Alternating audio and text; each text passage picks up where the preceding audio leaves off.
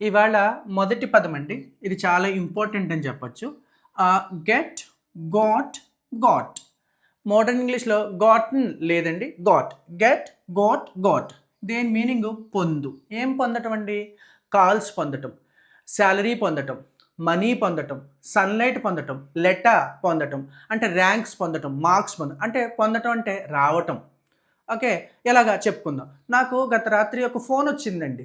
I got a phone call from my friend. I got a phone call from my friend.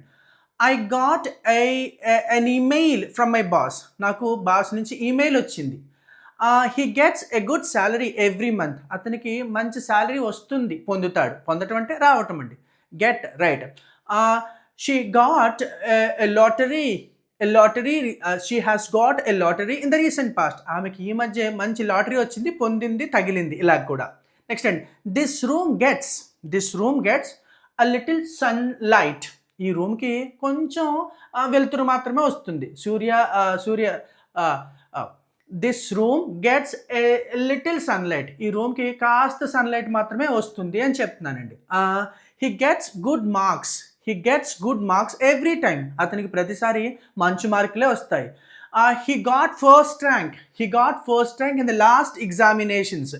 అతనికి గత పరీక్షల్లో first rank వచ్చింది. ఇలా పొందడం గురించి మొదటి మీనింగ్లో పొందడం గురించి మార్క్స్ కావచ్చండి, కాల్స్ కావచ్చు, మెయిల్స్ కావచ్చు, సాలరీ కావచ్చు, డబ్బులు కావచ్చు, వెలుతురు కావచ్చు, ర్యాంక్స్ కావచ్చు, పొందటాన్ని గెట్, గాట్ అండి. ఇంకా చాలానే.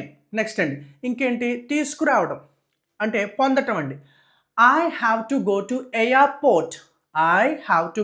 Airport today and I have to get my mom home. ఎలా అండి?